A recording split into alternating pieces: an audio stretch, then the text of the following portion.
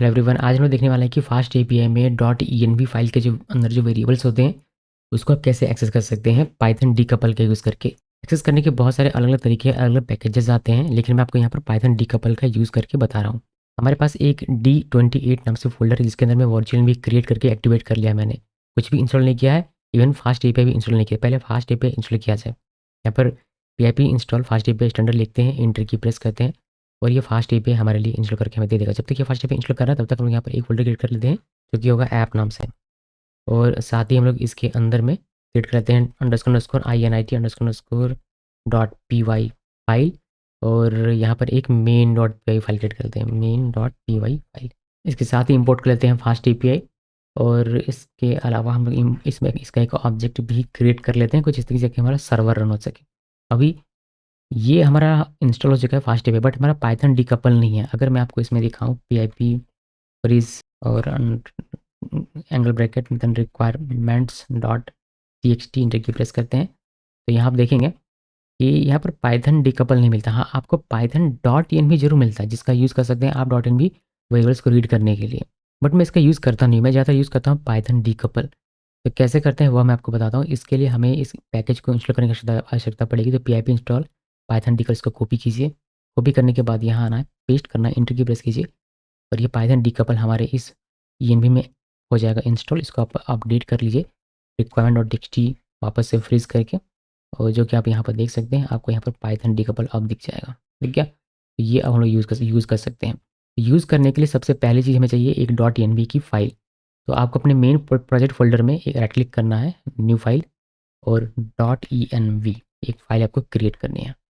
ठीक है, ये सिबलिंग है ऐप फ़ोल्डर का, env फ़ोल्डर का, और यहाँ पर आप अपना env वेरिएबल बना सकते हैं। env वेरिएबल जैसे मुझे ऐप का किसी अगर थर्ड पार्टी मैं यूज़ करता हूँ कोई एपीआई तो उसका सीक्रेट की होगा। मेरे प्रोजेक्ट में कहीं डिबग है तो उसका हम लोगों ने लिख लिया। इस तरीके से ये हमने वेरिएबल्स बनाया। इस वेरिएबल को कैसे एक्सेस करेंगे अपने प्रोजेक्ट में, ये हमें देखना है। तो इसके लिए पहले आप इंपोर्ट कीजिए डीकपल और कॉन्फिग, देन वापस से यहाँ पर हम लाते हैं और ऐप डॉट गेट, देन यहाँ पर मैं आपको रूट में ही दिखा देता हूँ। यहाँ पर आप लिखिए async def और रीड env करके एक फंक्शन बना लेते हैं। आप फंक्शन का नाम कुछ भी रख सकते हैं। नॉर्मल जो हमारा कोई भी फंक्शन होता है, कोई प्रोग्राम होता है, कोई फंक्शन होता है, उसके अंदर में आप इसका यूज़ कर सकते हैं, मतलब रीड कर सकते हैं। रीड करने का तरीका क्या है वह बता देता हूँ मैं। यहाँ पे पहले रिटर्न कर लेते हैं, रिटर्न, और जब रिटर्न होगा अभी देखेंगे। रीड करने का तरीका ये है कि आप जैसे हमें हमें यूज़ करना है एपीआई और सीक्रेट, या सिंपली सिर्फ एपीआई की लिखा। अब यहाँ पर आपको कॉन्फिग जो आपने इंपोर्ट किया हुआ लिखना है, और यहाँ कॉट के अंदर में जो वेरिएबल का नाम लिखा है जैसे एपीआई सीक्रेट की लिखा है, इसको यहाँ पर पेस्ट कर देना है। अब आप ये वाली वेरिएबल का यूज़ करके कहीं भी इसको यूज़ कीजिए, आप यूज़ कर सकते हैं। जैसे मैं यहाँ पर यूज़ करता हूँ, अगर मैंने लिखा एपीआई की, और इसको प्रिंट करने के लिए मैंने एपीआई की यहाँ पर ये दे दिया हुआ। इसको सेव करते हैं, इसको रन करना पड़ेगा। तो फास्ट एपीआई डेव इंटर की प्रेस करते हैं, रन हो गया। हमें इसमें हिट करना पड़ेगा तो ये यहाँ पर, और इसको क्लोज कर देते हैं। इसका कोई काम नहीं है, लोग क्लोज यहाँ पर आना है, और देखिए आपको एपीआई सीक्रेट यहाँ पर दिख जाता है। स्वैगर में जाने की आवश्यकता नहीं है, होम में ही हमें ये दिख जाता है बिकॉज इसको हमने होम रूट पर ही लिखा होता है। इसी तरीके से डिबग के लिए आप कर सकते हैं। यहाँ पर लिखते हैं, ये मैं चेंज करता हूँ, यहाँ से करते हैं डिबग, और ये भी हमारा चेंज हो जाएगा, ये हो जाएगा डिबग, और कॉमा देता हूँ यहाँ पर, कॉमा लिखिए डिबग, और ये हो जाएगा डिबग। इसको कर दीजिए सेव, एंड ब्राउज़र में जाके इसको रिफ्रेश कीजिए। देखिए आपको डिबग टू यहाँ पर वैल्यू दिख जाती है। लेकिन यहाँ पर आप देख सकते हैं कि आपको ये एज अ स्ट्रिंग दिख रहा है क्योंकि हमारा ये एक बूलियन वैल्यू है। तो आपको इसको टाइप कास्ट करना पड़ेगा। टाइप कास्ट करने के लिए आप यहाँ पर कॉमा लिखेंगे, लिखेंगे कास्ट इक्वल इस टाइप का बुल टाइप का, तो आपको यहाँ पर बुल लिखना है।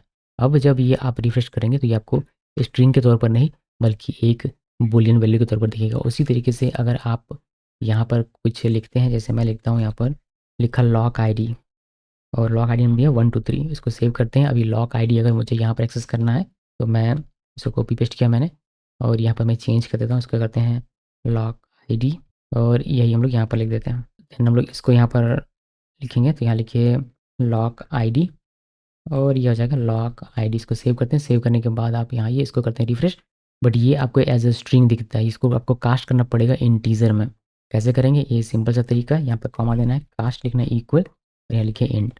नहीं, इक्वल नहीं देना, मतलब इक्वल देना बट कॉट नहीं देना। यहाँ लिखिए इंट, अभी ये इंट लिख दिया। अभी यहाँ पर आइए, और इसको देखिए अभी कॉट में दिख रहा था बट इसको रिफ्रेश करेंगे या नंबर में आपको देखना शुरू हो जाएगा। तो ये एक बहुत ही अच्छा सा फीचर है पाइथन डीकपल का, कि आप कास्ट कर सकते हैं इसको अपने प्रोजेक्ट में जिस भी टाइप में आपको चाहिए। या जैसे डिबग चाहिए बुलियन में तो बुल में कास्ट कर दिया, लॉक आईडी चाहिए था इंटीजर में, तो इंटीजर में कास्ट कर दिया। बाय डिफ़ॉल्ट में सारी चीज़ें स्ट्रिंग में होती हैं। तो डॉट ENV अगर आप भी यूज़ करना चाहते हैं तो ये तरीका आप अपना सकते हैं। इसके अलावा और भी तरीके, जैसे मैंने आपको बताया कि डॉट ENV का यूज़ करते हैं, बहुत लोग सेटिंग्स का यूज़ करते हैं, तो वह भी तरीके हैं जो इसका यूज़ किया जा सकता है। बट ये उनमें से एक तरीका है जिसका आप इस्तेमाल कर सकते हैं। अब इसी तरीके की और भी अगर आपको डेप्थ में चीज़ें सीखनी है फास्ट एपीआई की, तो आपको आना है मेरे वेबसाइट में, जो कि है अनकट कोडिंग, और कोर्स वाले टैब में क्लिक करना है, और यहाँ पर इस मास्टरी वाले कोर्स में क्लिक कीजिए। यहाँ से बाय नाउ में बटन में क्लिक करना है और ये आपको रीडायरेक्ट करेगा यूडीमी में। यूडीमी में आप इस कोर्स में इनरोल हो सकते हैं, जिसके बाद आप बेसिक से लेकर एडवांस तक फास्ट एपीआई के कोर्स देख सकते हैं, चाहे वह सिंपल से बेसिक से टॉपिक हो, पाथ पैरामीटर, कुकी पैरामीटर, या फिर थोड़े मिड लेवल के टॉपिक हो, background task, web socket, dependency injection, या फिर थोड़े एडवांस लेवल के टॉपिक हो जैसे कि जिंजा टू HTML रिएक्ट के साथ कैसे इंटीग्रेशन करते हैं, कैसे अलग अलग तरह के डेटाबेस के साथ इंटीग्रेशन करते हैं, कैसे डॉकर के साथ काम करते हैं, कैसे AWS में होस्ट करेंगे, कैसे VPS में होस्ट करेंगे। साथ ही साथ 5 रियल वर्ल्ड प्रोजेक्ट्स आपको इसमें मिलते हैं, जिसमें एक आपको मेगा प्रोजेक्ट मिलता है। देखिए इस तरीके से, तो आप ये सारी चीज़ें सीख सकते हैं अगर आप इस कोर्स को इनरोल करते हैं। मैं मिलता हूँ आपसे नेक्स्ट वीडियो में।